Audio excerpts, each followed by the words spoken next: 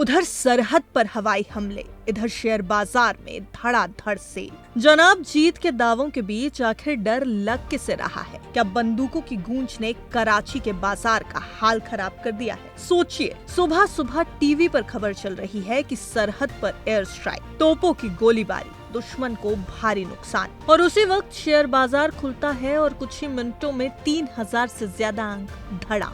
तो सवाल ये है कि अगर पाकिस्तान में सब कुछ कंट्रोल में है तो बाजार इतना क्यों घबराया हुआ है? पाकिस्तान और अफगानिस्तान के बीच तनाव अचानक काफी बढ़ गया।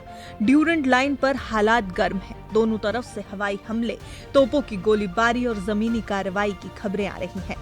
पाकिस्तान की तरफ से हालांकि ये दावा किया गया कि काबुल, कंधार, नंगरहार और पख्तिया में एयर स्ट्राइक की गई है। 27 पोस्ट तबाह करने और 9 पर कब्जा करने की बात कही गई। ये भी कहा गया कि 133 अफगान, तालिबान और टीटीपी लड़ाके भी मारे गए।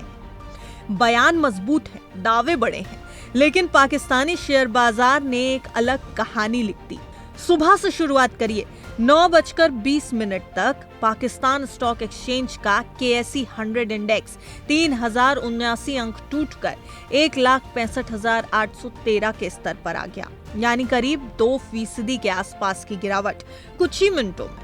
ऑटो सेक्टर से लेकर सीमेंट, बैंक, फर्टिलाइजर, तेल, गैस, पावर, लगभग हर सेक्टर लाल निशान में। बड़े बड़े शेयर जैसे ARL, MARI, OGDC, PPL, MCB, NBP भी नीचे फिसल गए।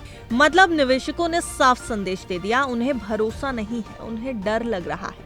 अब समझिए कि आखिर पाकिस्तानी शेयर बाजार में क्या हुआ, और किसी भी देश में जब जंग छिड़ जाती है तो बाजार को डर क्यों लगता है, ये समझने की जरूरत है।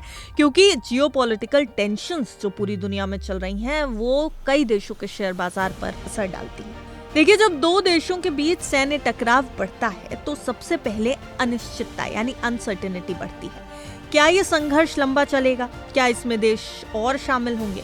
क्या अर्थव्यवस्था पर असर पड़ेगा? इन सवालों का जवाब किसी के पास नहीं होता और बाजार को सबसे ज्यादा डर इसी अनिश्चितता से लगता है। पाकिस्तान की अर्थव्यवस्था पहले से दबाव में है। महंगाई, कर्ज और विदेशी मुद्रा की चुनौती है।